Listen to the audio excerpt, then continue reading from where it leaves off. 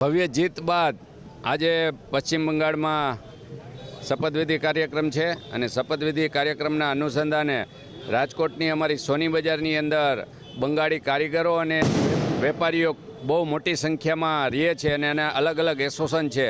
બધા જ એસોસિએશન મળી અને આજે એક જીતનો ઉત્સવ માટે આતશબાજીનો કાર્યક્રમ યોજ્યો છે અને આ કાર્યક્રમની અંદર ખૂબ મોટી સંખ્યામાં લોકો જોડાણા છે.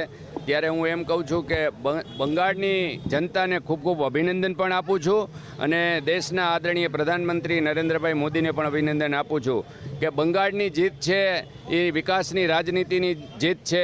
બંગાળની જીત છે એ આપણા પ્રધાનમંત્રી નરેન્દ્રભાઈ અને આપણા ગૃહમંત્રી શ્રી અમિતભાઈ શાહની અખાત મહેનત અને એના આ પરિણામ આપણને મળ્યું છે.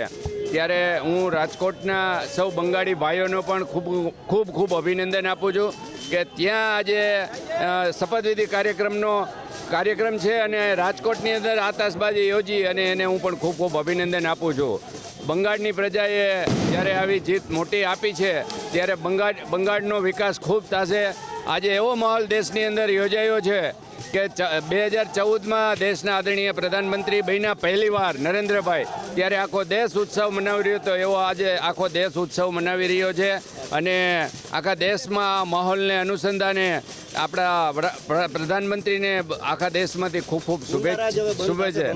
હા, ચોક્કસપણે હવે જે ગુંડારાજ બંગાળમાં હતું એ દૂર થઈ અને બંગાળની પ્રજા ખૂબ એના માટે પોતાના ધંધા અને વિકસિત બંગાળ કરી અને વધારે વિકાસ પણ કરશે અને જે કાંઈ મુશ્કેલી હતી એક પણ જાતની મુશ્કેલી હવે ભારતીય જનતા પાર્ટીના રાજમાં નહીં પડે. અને આજે જે મુખ્યમંત્રીએ શપથ લીધા છે એને પણ આપણે શુભેચ્છા આપીએ અને બંગાળની પ્રજાને પણ શુભેચ્છા આપીએ કે આવી સારી એવી આપણને બહુમતી આપી અને આપણા જે એના ગુંડારાજમાંથી મુક્તિ મળશે એના માટે આપણા પ્રધાનમંત્રી અને આપણા ગૃહમંત્રીને પણ આપણે અભિનંદન આપીએ. और मैं प्रवासी बंगाली हूँ, लेकिन अभी तो गुजरात कह सकते हैं. गुजरात में 35 साल से हूँ और इसलिए है कि बंगाल में जो उन्नति नहीं था, हमें प्रवासी होना पड़ा, परियायी श्रमिक होना पड़ा, ये कुशासन के वजह से आज उसको मुक्ति मिल रहा है और रामराज प्रतिष्ठा हो रहा है. माननीय श्री शुभेंदु अधिकारी का शपथ ग्रहण हो रहा है थोड़ी देर में. उसके वो आनंद से हमें जो आनंद हो रहा है इसके लिए हम रह नहीं पाए और हम तो जुड़े हुए हैं भाजपा से, लेकिन हम चाहते हैं कि सबको एक अच्छी तरह जीवन जीने का जो माहौल मिले वो बंगाल में होना चाहिए. वो बंगाल में है नहीं.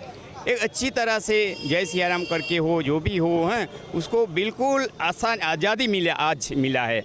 तो ये हमें बहुत ज़्यादा समय से आकांक्षा था, उम्मीद थे और आगे भी उम्मीद रहेंगे कि प्रगति हो बंगाल का दूसरे राज्य के जैसा. और हम प्रवासी बंगाली का यही कामना है, प्रार्थना है.